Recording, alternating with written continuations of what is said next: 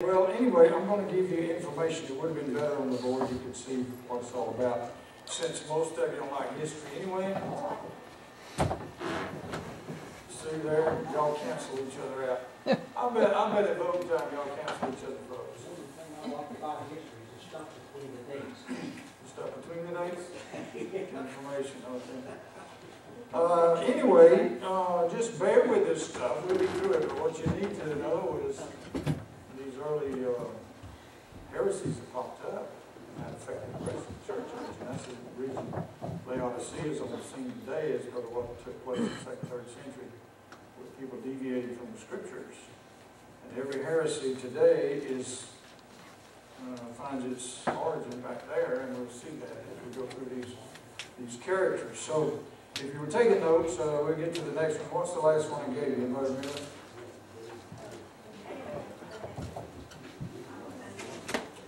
Just what I thought. All of you failed. Everybody fails the class. You guys got to quit talking up here.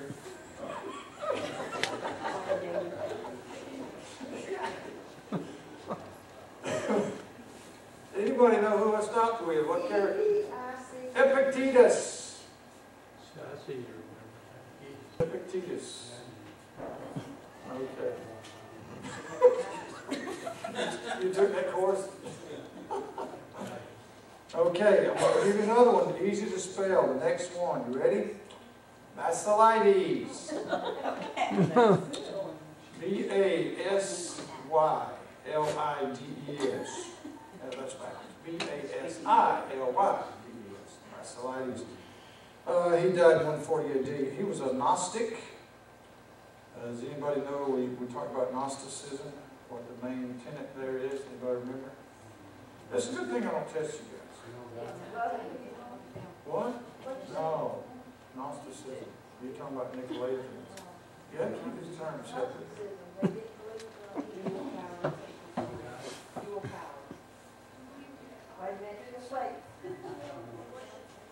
Well, they do that, yeah. Anyway, their salvation is faith plus works.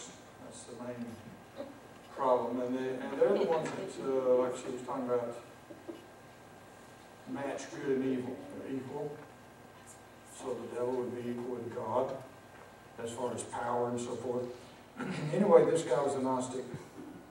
And he's included as a church father by some of the church historians, even though he was a Gnostic, not a Christian per se. He taught that Jesus was human only in appearance. Now, what would that mean? Had no physical body. Not really a man. Just appeared like angels appeared as people and so forth. And that's what Basilides taught. Interesting thing about this guy, he was a student of a man named Meander. And Meander was a student of Simon the Sorcerer in Acts chapter 8. So you've got some bad lineage there to start with. He taught that Jesus, even though he suffered on the cross, he didn't die on the cross. And that heresy shows up in some of the cults, like Christian Science and so forth. What he taught was, well, not that he suffered on the cross, but that he suffered, he did die on the cross. And he taught that Simon of Cyrene, remember Simon in the Gospels? The Lord fell under the cross, and they compelled Simon to carry it the rest of the way to Calvary. So this guy taught that Simon was actually one that was crucified on the cross. And so that's some church father, right? This guy's rank heretic. And this is a screwball thing. He believed that people have two souls. Now, I don't know what you're going to do with that, but it's kind of ridiculous if you ask me. Next, we'll talk about a man named Polycarp. How many of you have heard of Polycarp? Okay. Polycarp, that means many fish. Polycarp. No, that's a joke. That's a joke. Some of you are not awake. You know what a carp is? It's a goldfish. You got that little bowl. That's what it is. Yes. Do you have any idea, if you ever read anything, where these people are getting this theology that they're getting? Where are they getting it from? Most of it comes from Greek philosophy. Greek philosophy, Aristotle, Socrates, those characters. And we'll hit on a little bit of that a little bit later, see how it crept in. Anyway, Polycarp, 69 AD to 155 AD, he was a disciple of the Apostle John. John taught Polycarp personally. He was a friend of Ignatius. We already studied Ignatius. He was also a disciple of John. Ignatius was martyred, fed to the lions, if you remember. We talked about him last week. But Polycarp was also martyred. He was born in Smyrna. He was the bishop of Smyrna. And he was the teacher of Irenaeus. We'll talk about him a little bit later, see some things about him. But anyway, he got arrested. He was offered his freedom if he would curse the Lord, and which he didn't do. He said to the effect, he's 86 years, he has not failed me, how can I fail him now? And so they burned him at the stake. Now, those are called the apostolic fathers, those that overlap the lives of the apostles, knew the apostles, and so forth. And then the next group is called the Ante-Nicene Fathers. The Council of Nicaea was 325 AD, so the Ante-Nicene, A-N-T-E, not A-N-T-I. They were the church leaders between those that knew the apostles and between the Council of Nicaea 325. So before the council, that's what that means, these Ante-Nicene Fathers and heretics. And the first one I want to mention to you is a man named Justin Martyr. He lived from 100 to 165. He was born in Neapolis, which is one of the towns of Samaria. He believed Christianity was the best philosophy. Now, what's wrong with that statement? Colossians 2:8, we're not to be led astray by philosophy. Philosophy is not of God. Philosophy, that's, somebody define philosophy. Well, basically, yeah. It is an opinion. It is worldly, and it is carnal, and it's somebody's ideas that have nothing to do with God or the Scriptures. But anyway, he thought Christianity was the best philosophy, so that puts it in the category with all the others, but it's a little bit better than most. And he always wore a philosopher's robe, which made them distinct from everybody else, just like the Pharisees wore certain types of robes that made them distinct from other people. So you could always recognize them when you saw them on the street. This man was well educated. And he went to Rome, and he got into a battle with a man named Marcion the heretic. We'll talk about him a little bit later as well. Marcion was a Gnostic himself. Justin, he's called Justin Martyr because he got beheaded in Rome. He was martyred, even though he had some weird ideas about Christianity. But he said in his writings, he said this: a man is regenerated when he's sprinkled with water. Well, that's the roots of what heresy. Baptismal regeneration. You're saved by baptism, which of course is heresy. That is not true. Okay, the next man is Tatian, T-A-T-I-A-N. He was a pupil of Justin Martyr, so you can already imagine kind of things he probably believed. He became a Gnostic. He wrote the first harmony of the Gospels. Now, what kind of a book is a harmony of the Gospels? No? Where you take all four of them and lay them side by side on a page with matching scriptures, like different parables from the different Gospels, and put them beside each other so you can see them at the same time. His book is called the Diatessaron, which means 4 in 1. But it was very corrupt, and it was so corrupt that a bishop in Syria had over 200 copies of it destroyed so that his church members would not be led astray with his heresies that he put in his rendition of the Gospels. Now, you stop and think about that for a minute. The Gospels, I don't know how many pages they are, but think about a handwritten copy of them. And then take that times 200 and just go around and trash and burn them. You're talking about thousands of man-hours of work just burned up. And that shows what a low opinion that bishop had of those perversions of the Scriptures. Yes, sir? How are they perversions of the Scriptures exactly? He put in there some of his own ideas instead of thus saith the Lord type of things, and reworded things and so forth. And so he had corruptions in there. And this bishop, like I said, he didn't want his people swayed by those copies of the Scriptures, and so he burned them all. For example, Well, one good thing about the Diatessaron, it has some verses in it that are questioned by critics of King James today, like John 9:35 and some other verses that are taken out of the new versions. Luke 2:33, which says Joseph and his mother. The new versions say his father and his mother. Well, Joseph was not Jesus' father, so that's a perverted scripture in the new versions, and the Diatessaron had it correct. So it's got some correct things that back up what the real scriptures say, even though it had some corruptions in other places. And then Irenaeus, I mentioned him earlier, he's 130 to 202. Irenaeus was a good guy. I don't know of anything bad about him. He was born in Smyrna. He was a student of Polycarp. So you've got a lineage going on there. John the Apostle taught Polycarp. Polycarp taught Irenaeus and so forth.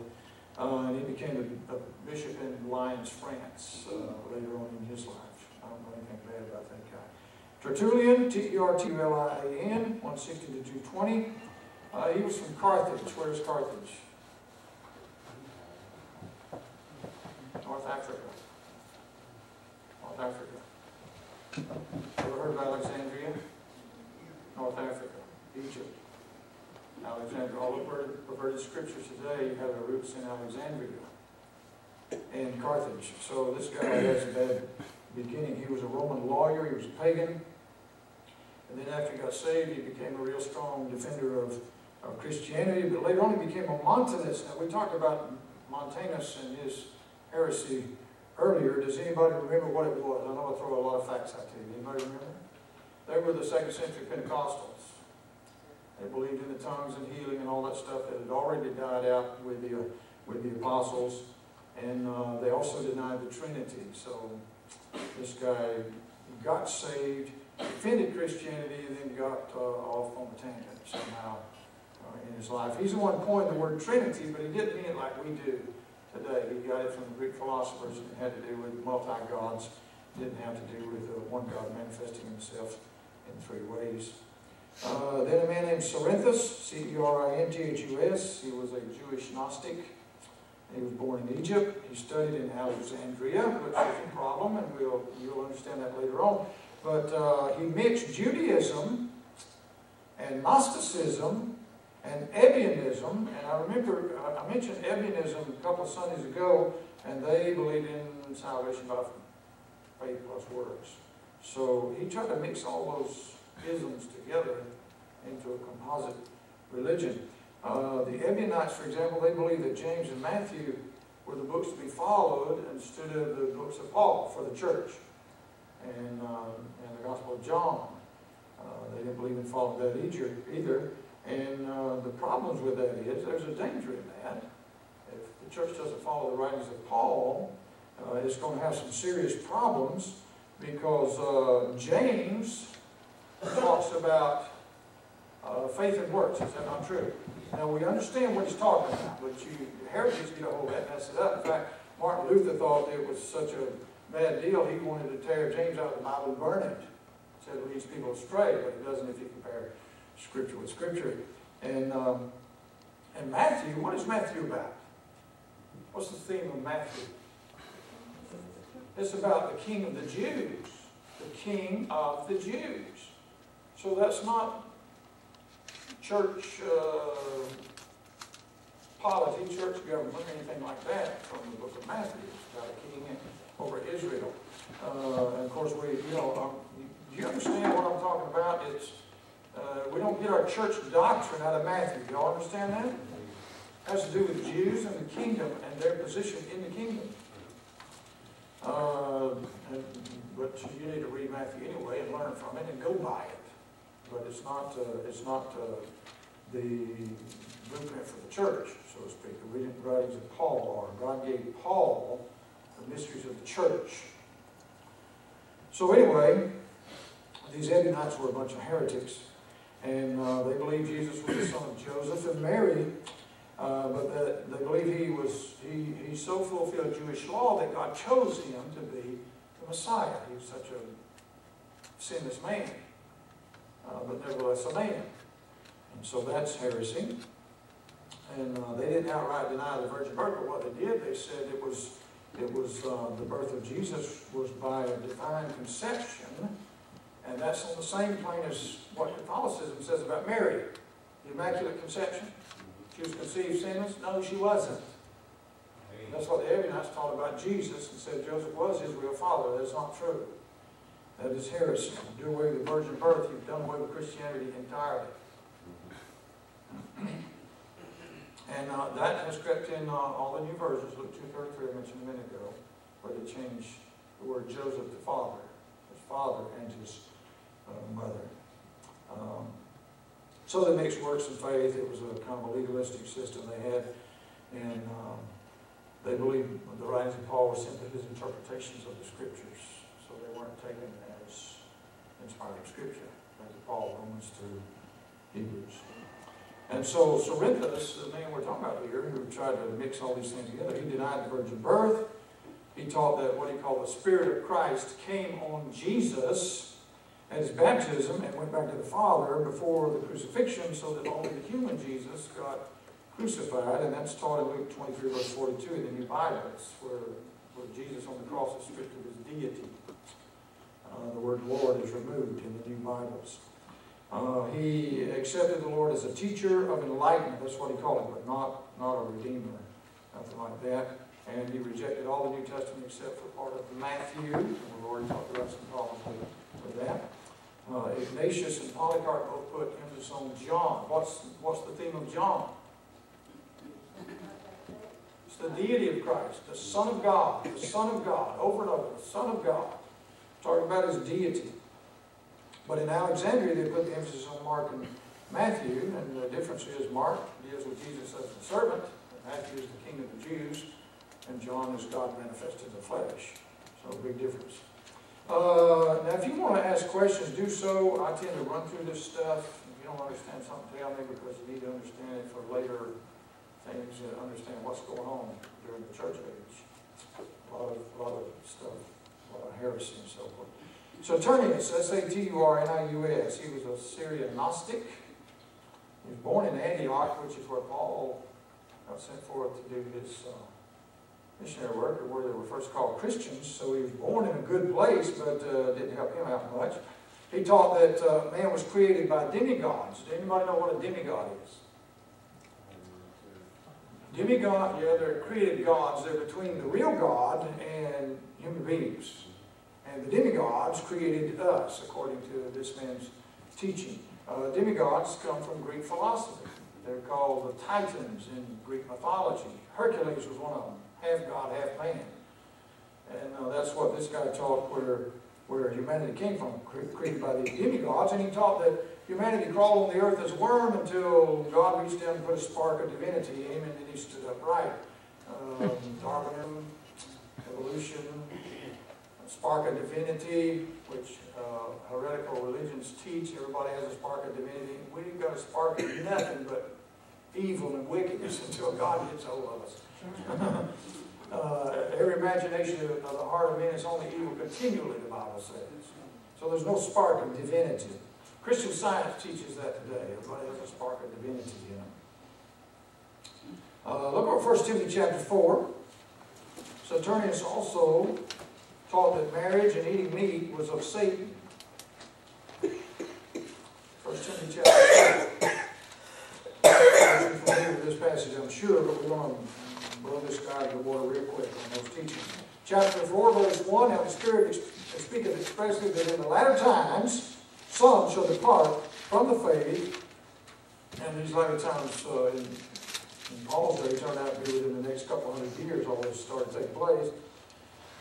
Giving heed to seducing spirits and doctrines of devils, speaking lies and hypocrisy, having their conscience seared with a hot iron, forbidding to marry, and commanding to abstain from meats which God has created to be received with thanksgiving of them which believe and know the truth. So, forbidding to marry, commanding to abstain from meats. That's what this man Saturnius taught people.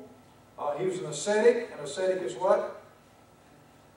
They believe in self-denial to get closer to God, denying the desires of the body and so forth. So he says you don't eat meat, you don't get married if you want to get close to God. Guess what? If everybody believed that and practiced that, the last generation that ever got close to God, because there wouldn't be any more generations. He rejected the human body of Jesus. He said it was just an appearance. He rejected the Old Testament. A lot of Christians do that today. And being in Antioch, his teachings got put down in a hurry by the real Christians there. But they got picked up in Alexandria, and they blossomed down there in Alexandria, Egypt. So this guy's teaching didn't get cast on the wayside. By the way, what church today teaches forbidding married eating meat? Catholicism. Sure. The priests are not supposed to marry, and they're not supposed to eat meat on Friday, even though they do, because fish is meat. Where in the world they get that dumb definition anyway? You can see that influence all through society. When I went to school, there was never anything of fish served on Friday. Fish stick. Go to a lot of restaurants. Friday is seafood night. Friday and Saturday.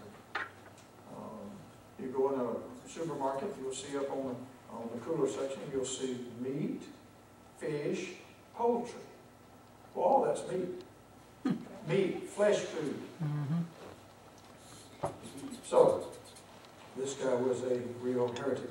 And then there's a man named Marcion. I mentioned him earlier. Marcion the heretic. That's what he was called in his own day, because he had such ideas that were foreign to Christianity. He died in 160 AD. His father was a bishop, but he taught that the New Testament had been corrupted by the Jewish beliefs, and he completely rejected the Old Testament. Then how much of a Bible did he have? None. None. So he made his own Bible of 11 books. He wrote an interpreted Gospel of Luke, and chose 10 of Paul's Bibles and called them the antithesis of the Scriptures. And he upheld those books as being the real inspired Scripture. He taught the eternity of matter. Does anybody know what that is? That paganism. Eternity of matter. In other words, it's always existed.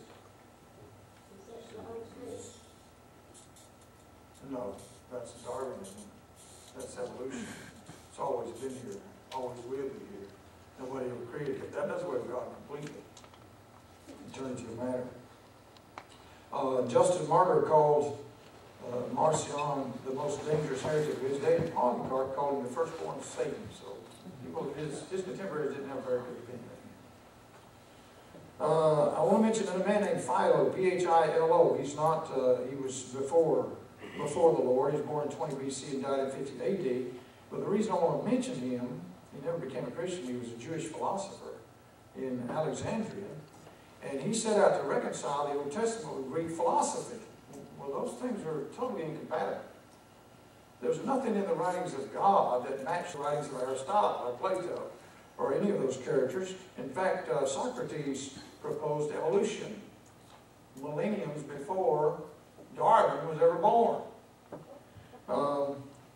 He also said that you should interpret the Bible with what he called the allegorical method. What does allegorical mean? It means everything's symbolic.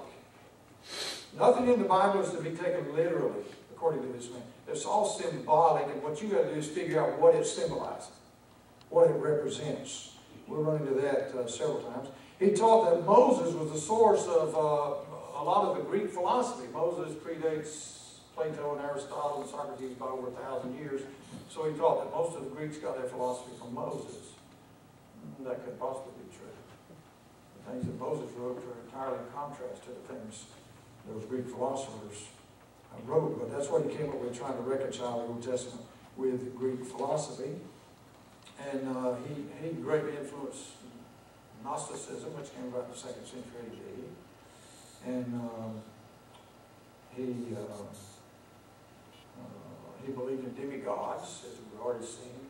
Some of the heretics did. You'll find that in John chapter 1, verse 18 in the New American Standard Bible. You'll find the belief of demigods, two gods. The big God creating the little God, Jesus. And so all that comes back from Philo, which comes back from Greek philosophy. Then we have a man named Clement of Alexandria, 150 to 215. He was a student of Tatian. I talked about Tatian a few minutes ago. He was a heretic. His pupil was Clement, and he took over where Philo left off. He was a rank heretic. He was born in Athens, Greece, wealthy parents. And after he supposed to got saved, he came in contact with a man named Pantanus, who was a Stoic philosopher. Did we not talk about Stoic philosophy last week from Acts chapter 7? Remember that? He was a Stoic philosopher. So, and they both believed in the allegorical method of interpretation. Everything is symbolic. And I'll give you some of the symbolism they came up with later, and you'll see how ridiculous that stuff is. Now, all that leads to postmillennialism, or amillennialism. What is amillennialism? No millennial kingdom at all. None. No kingdom. And so that's what that kind of stuff will eventually lead to. Clement took over the school that was started by Pantaenus in Alexandria. Pantaenus died in 189. As I said, he was a Stoic philosopher. And this man, Clement, took over the school. Clement was supposed to be a Christian. And he became an elder in the Alexandrian church. He called his teaching, he called it the Christian philosophy. So we keep running into that, don't we? Christian philosophy. Colossians 2:8. No, it's not a philosophy. And here's what he said. He said, rather than hand down pure and unmixed Christian teachings, he'd rather clothe them with precepts of pagan philosophy. Well, that shows what a heretic it was. In other words, rather than teach straight doctrine, he'd go back to the philosophers and teach it from their viewpoint, whatever he was talking about. And that makes him one of the greatest heretics of the church age. He quoted those philosophers all the time as though they were the scriptures themselves. And the background of his school is Greek philosophy. Philo, Pantaenus, all those guys. And the Bible warns against that kind of stuff all through. Isaiah warns about it several times. Colossians warns about it. Proverbs, 1 Corinthians, Luke chapter 10. All through the Bible against philosophy. You know what's wrong with some of the Christians today? Christian leaders, just like it was then. Unfortunately, they studied what's called the classics before they became Christians. Classical literature, that's mainly talking about Greek philosophy. And they studied all that. And that junk gets studied in the universities all the time. And then a person gets saved. Well, when you get saved, you bring religious baggage with you. And sometimes it's hard to get rid of that stuff. And in our mind, it's so set, we'll take scriptures and reconcile the two together when they don't reconcile. And that's what's happening back here, and that's what's happened to some of the people in our own day. I could name a couple of famous Christian leaders in our country today, and their works are tainted by Greek philosophy. And if you're familiar with that stuff, you can catch it, you can pick up on it. But it's in there. Anyway, all that stuff came about, that school in Alexandria, and it's so influenced throughout the Roman Empire that that's why we have all the false versions of the scriptures today. My wife went to buy a Bible for one of our grandkids, I guess it was.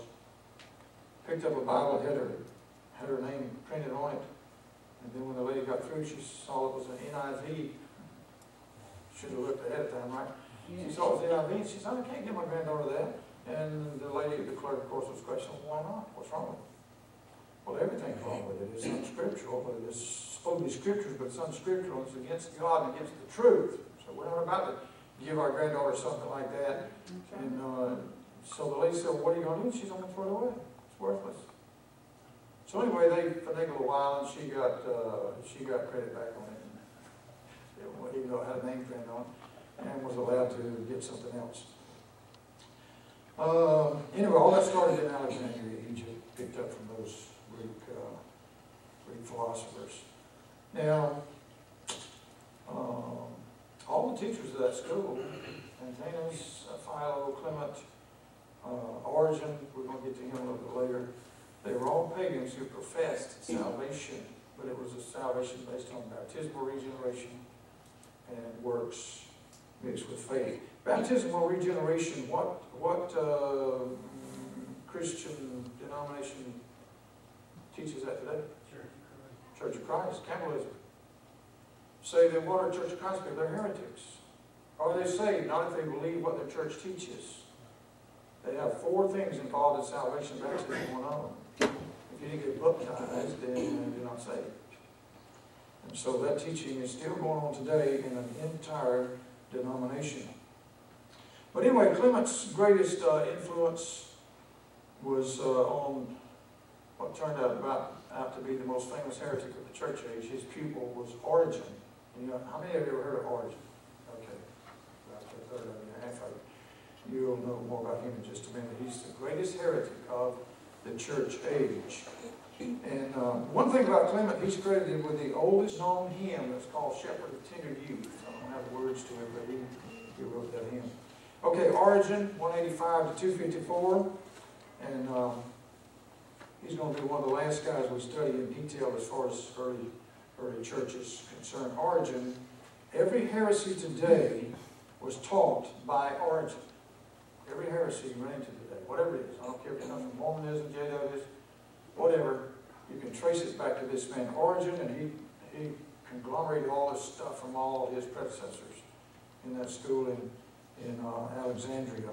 His name was Origenus Adamantius. Doesn't that sound impressive? But he's known as Origen in all the textbooks. And he's the root of every heresy, every error in modern Christianity. He influenced Laodiceanism, the final apostasy, more than anybody who has ever lived. Now, he had a great influence on a man named Jerome. Later on, Jerome was a Catholic theologian. We'll run into him later. And in 405 AD, the Pope had Jerome translate the scriptures into Latin because that was the official language of the church. So it's called the Latin Vulgate today, and it's full of heresy, it's full of false doctrine and perverted verses and verses left out and things added to the end, all kind of junk like that. And he was greatly influenced by this man Origen. So Origen's teachings can be found in the Latin Vulgate and consequently can be found in modern versions of the scriptures. We'll see that much later on when we get to the 1800s. He authored a book called the Hexapla 6, and what it was a 6-column version, like the man's thing in the Gospels, a 6-column version of the Old Testament, 6 different versions. The 5th column of his Hexapla is what's called today the Septuagint. How many of you heard of the Septuagint? Okay, the earliest known copy of the Septuagint comes out of Origen's Hexapla, which is in the 3rd century. And there's no evidence of anything like that in pre-Christ days, as the modern translators teach you and say Jesus read from the Septuagint and all kind of baloney like that, which he did not. That's what they try to teach, because going back to the 2nd century BC, Ptolemy, the king, had the Jews in Egypt translate the Old Testament into Greek for his library. And supposedly that's where the Septuagint came from, but there's no copy of it before Origen's Hexapla if it happens to be the same book. Let me ask you this while we're talking about the Septuagint just a minute. It was translated this way. It's called Septuagint, means the 70, and they selected 6 elders from each tribe, actually 72, and to do this translation. Now, would God honor that? In Old Testament days, who were the caretakers of the scriptures? The Levites. All the scribes were Levites. God never entrusted any of the other tribes to do any work in his book, in the Old Testament. So if there was such a thing written in the 2nd century BC, God was not behind it. Therefore, it's not scripture. It's not inspired, got nothing to do with God. And consequently, Jesus would not have quoted it, which he didn't anyway. So anyway, this guy's 5th column is what's known as the Septuagint, and that's one of the backgrounds of the Old Testament and modern versions, and why they're so messed up. He had 2 Ebionites help him with that, and the Ebionites believe in salvation by works, and you can find that in his writings. He had Christian parents. In fact, his father was martyred. But Origen himself was an ascetic. He was extremely ascetic. Ascetic means what? We just hit that one a few minutes ago. Self-inflicted, denying the body, inflicting pain on yourself. Have y'all ever seen any of the documentaries how they do at Easter in the Philippines? They'll go down the streets, Catholics, beating themselves and bleeding all over the place, and some of them actually get themselves nailed up and things like that. That's asceticism. That's punishing the body so you get closer to God, make you more spiritual. Well, I'll tell you what it'll do. It'll hurt you. It won't make you more spiritual. It'll hurt you. So don't do stupid stuff like that. Yes, sir. A friend of ours in California was a Catholic priest, and he got saved in the Catholic Church, and he went around trying to lead Catholics to Christ. And he comes to our church and he's telling us that he was taught to wrap barbed wire around his waist while he was in prayer time as a Catholic. So they practice that same thing you're talking about. Yes, sir. They do, just not as openly. In our country, in Mexico, they will crawl on their knees over shattered glass to the cathedral doing penance. By the time they get to the steps of the cathedral, they're from their knees all the way down, just bleeding. They call that penance. That's punishing yourself for your sins. Somebody's already been punished for my sins. I don't have to do stuff like that. Yes, sir. Brother Taylor at Bible Baptist Church in Destin was telling us when he was over in the Philippines, I think it was, they were doing that, whipping themselves and cutting themselves, and just like the Baal worshippers, and one of them bled to death and died, and they just pushed him off over the side and kept on. Yeah, he didn't have enough faith, did he? That's like the snake handlers. You get bit and die, you just didn't have enough faith. I'm telling you, this world's full of idiots, even in the name of Christianity. Well, Origen was such an ascetic, he resorted to self-mutilation to make himself more spiritual. But he was a very prolific writer. He used as many as 20 scribes at a time. He wrote scores and scores of volumes. And published all those things. He wrote commentaries on just about everything in the Bible. He quotes most of the scriptures throughout, even though a lot of his quotations are messed up. He wrote all kind of other works as well. And Westcott and Hort, that we're running to later on, they're the ones who are the granddaddies of all the new versions today. They said that the Hexapla was the greatest textual enterprise of the ancient church. It was corrupt. From the word go, it was corrupt. Later on, Origen moved to Caesarea, and 100 or so years after him, a man came up in Caesarea named Eusebius, who wrote a church history, and he followed the teachings of Origen, and that further corrupted Christianity in Syria, which is where that's at, Syria and Israel, all that area around the eastern Mediterranean there. Eusebius became a bishop there in Caesarea and opened a theological school that was greater than one in Alexandria, and he inherited the library from Alexandria and brought it up to Caesarea. It had all those philosophy books and all that stuff in it, yes.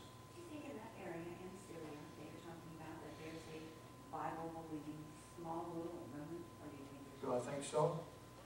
I don't know, but I would not be surprised that there would be.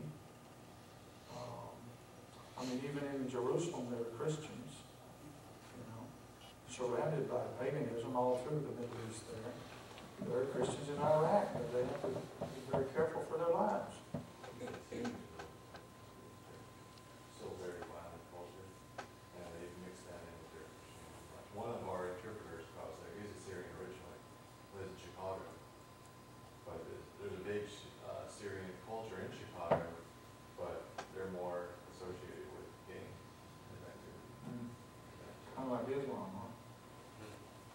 Well, the Bible says very clearly that the descendants of, what's his face, Hagar's son, Ishmael, that they would be wild men and would have nothing to do with anybody else and what he had anything to do. That's the Arabs over there all through the Middle East. Yes. Do you think that the Arabs have a little bit of the cynicism? Because, I mean, a lot of them sacrifice their lives for their religion. I mean, That's the ultimate asceticism, isn't it? do you think that's involved a lot in their religion then? I don't think that's so much what's going on in Islam. The idea there, if you die defending the religion, you immediately go to heaven. That's what's taught there. And you'll notice that the older people do the teaching, they never sacrifice themselves. Really? the young characters they send out to do that stuff. Yes. I noticed as you go through these, they're getting worse and worse. Yeah. And this guy up here, and in self-infliction. You know, the kids do that. Oh, yeah. That's Yeah. not them. Teenagers cut themselves, yeah. These people, I guess they thought when they played with God, they weren't saved. Well, they thought they were. They thought they were going to heaven, yeah. Well, these kids are getting that from their music. Well, that's what I'm saying, it's degraded on, it's still going on. I mean, It's just degraded on. still goes on. now. Yeah. Well, it goes all the way back. It goes all the way to 1 Kings 18, where the prophets of Baal cut themselves trying to get contact with Baal. You know, religious stuff. Yeah. Yes, sir. This guy, where the flatulent movement in medieval times kind of looked to for what they consider their God, and the people that walked around eating themselves during dark ages. You asking me if there's a connection there? I don't know about that, but no doubt that, and probably so, that teaching filled it on up. Well, like we said, well, it's still going on in the Philippines, so, yeah. That's where it all started, as far as Christianity is concerned. Professing Christianity, I need to put a distinction there. Now this guy, he's the ideal man, you would think, for the church to pattern itself after. He's sold out to God to the degree that he denies himself. He doesn't mind getting martyred for the sake of Christ, quote unquote. And so you think somebody like that would be really in tune with God, but he's really the ideal guy to get you fouled up in the scriptures and messed up in the Bible and in your own beliefs. I mean, he was godly. Look at 2 Timothy. You've got your Bibles still open. Look at 2 Timothy chapter 3. This guy was godly. Verse 5, having a form of godliness, but denying the power thereof, which is the blood of Christ, from such turn away. So he was godly, he was separated, he was dedicated to his cause and so forth, and we think, well, you know, he's somebody to follow. But his dedication, his being sold out to the Lord was in the Pharisaical sense. You know, I'm right, you're wrong. I'm holy and you're unholy, that kind of thing, just like the Pharisees were in the Lord's day. He was educated as a Christian. Like I said, his father was a bishop, but he's been called the most learned man of of the ancient church, the most learned man. And as I said, he quotes most of the Bible, about 2/3 of the New Testament in his writings. He died from imprisonment and torture as a Christian. But he's a rank heretic. What does that say? It says he really believed what he believed to the degree of being willing to die for it, but it's just all messed up. It was just a mess, just like these Islamics really believe what they believe to the point of being willing to die for it. I mean, I'd have to, if I was a pilot, a Japanese pilot in World War II, I'd have to say, General, you got to get somebody else. I don't feel like being a kamikaze.